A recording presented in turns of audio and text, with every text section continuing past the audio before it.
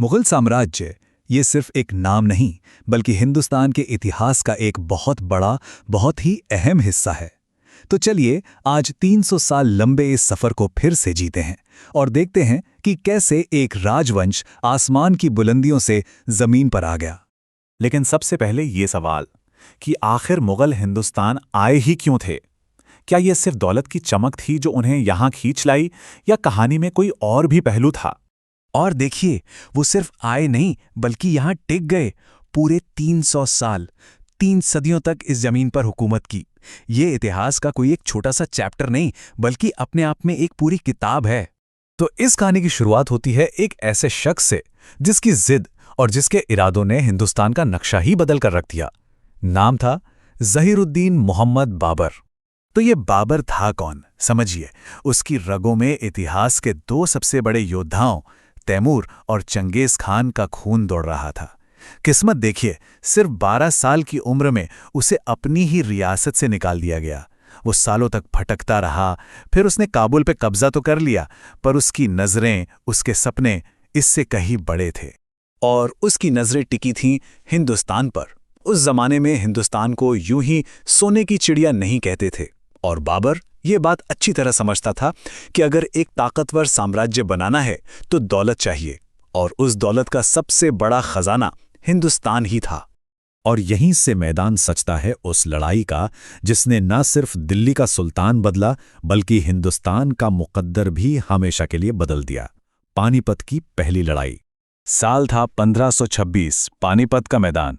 जरा फर्क देखिए, एक तरफ बाबर के सिर्फ 12,000 सैनिक और दूसरी तरफ दिल्ली का सुल्तान इब्राहिम लोदी अपनी 1 लाख से भी बड़ी फौज के साथ। मतलब मुकाबला कहीं से भी बराबरी का नहीं था। लेकिन बाबर के पास एक ऐसी चीज थी जो हिंदुस्तान की जमीन ने पहले कभी नहीं देखी थी, तोपें और बारूद। तो सवाल यह है कि यह हुआ कैसे? इतनी छोटी फौज ने इतनी बड़ी फौज को हराया कैसे? जवाब है बाबर की कमाल की स्ट्रैटेजी। उसने आगे खाइयां खुदवाईं, बैलगाड़ियों को एक साथ बांधकर एक दीवार खड़ी कर दी और फिर अपनी तोपों से गोलों की ऐसी बारिश की कि लोधी के हाथी डर के मारे भिदक गए और अपनी ही फौज को कुचलने लगे। और नतीजा, लोधी जंग में मारा गया, उसकी फौज तितर-बितर हो गई और दिल्ली का तख्त बाबर के कदमों में था। और बस उसी दिन, उसी जीत के साथ हिंदुस्तान में मुगल साम्राज्य की नींव रखी गई। लेकिन देखिए, किसी साम्राज्य को जीत लेना एक बात होती है और उसे सालों साल, सदियों तक चलाना बिल्कुल दूसरी। तो बाबर के जाने के बाद इस नई सल्तनत का क्या हुआ? बाबर के बाद गद्दी पर आया उसका बेटा हुमायूं, जिसकी जिंदगी मानो ठोकरें खाने के लिए ही बनी थी। शेरशाह सूरी ने उसे हराकर 15 साल के लिए हिंदुस्तान से बाहर कर दिया।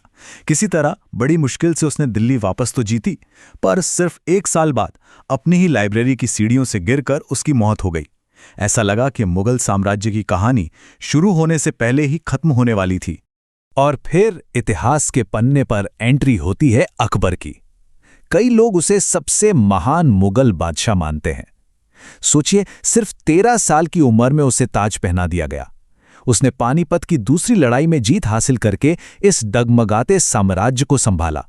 उसने गैर मुसलमानों पर लगने वाला जजिया टैक्स खत्म किया और राजपूतों के सबसे मजबूत किले चित्तौड़ को जीतकर यह साफ कर दिया कि हिंदुस्तान का असली बादशाह कौन है।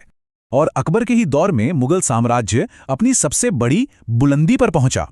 ये फैला हुआ था लगभग 25 लाख वर्ग किलोमीटर में, काबुल से लेकर बंगाल तक एक ही सल्तनत। अकबर के बाद साम्राज्य ने अपना सुनहरा दौर देखा, जिसे गोल्डन एज भी कहते हैं। खूब दौलत, खूब शोहरत।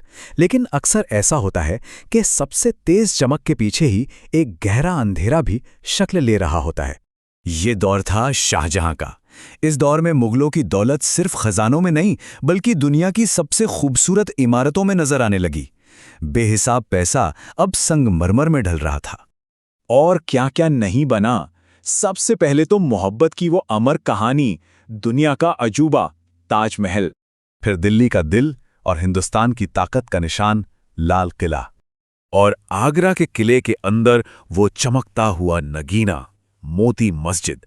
ये तो बस कुछ नाम है, लिस्ट बहुत लंबी है। सब कुछ बेहतरीन चल रहा था, लेकिन शाहजहां के बाद तख्त पर वो बादशाह बैठा जिसके आते ही इस सुनहरी कहानी में एक स्याह मोड़ आ गया। नाम था औरंगजेब। औरंगजेब को ये तख्त मिला नहीं था, उसने इसे खून बहाकर छीना था, अपने ही भाई दारा शिकोह को मरवाकर, जो उससे बिल्कुल अलग, हर धर्म को साथ लेकर चलने की बात करता था। इतना ही नहीं, उसने अपने बूढ़े बाप शाहजहां को जिंदगी के आखिरी सालों में आगरा के किले में कैद कर दिया। और फिर औरंगजेब की सख्त नीतियों ने साम्राज्य की जड़ों को खोखला करना शुरू कर दिया। उसने जजिया टैक्स फिर से लगा दिया, मंदिर तोड़ने के हुक्म दिए, और इन सब का नतीजा ये हुआ कि जगह जगह बगावत की आग भड़क उठी। मराठे, राजपूत, सिख सब उसके खिलाफ उठ खड़े हुए, और इन लगातार लड़ाइयों ने शाही खजाना लगभग खाली कर दिया। औरंगजेब की मौत के साथ ही मुगल साम्राज्य का वो मजबूत ढांचा भी चरमरा गया। अब इसके अंत की कहानी लिखना बस वक्त की बात थी। 1707 में औरंगजेब के बाद जो भी बादशाह आए वो एक के बाद एक कमजोर साबित हुए। साम्राज्य टुकड़ों में बंटने लगा और इसी खालीपन को भर रहे थे अंग्रेज।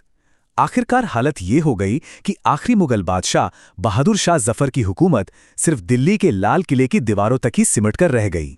तो आज इतने सालों बाद सवाल ये उठता है कि मुगलों की विरासत क्या है? क्या वो सिर्फ ताजमहल या लाल किला जैसी शानदार इमारतें हैं, या फिर एक मिला जुला जटिल इतिहास जिसमें कला भी है और क्रूरता भी, शानदार जीतें भी हैं और शर्मनाक हार भी? ये एक ऐसा सवाल है जिसका कोई एक आसान जवाब नहीं है, और शायद यही अपने आप में मुगलों की सबसे बड़ी विरासत है।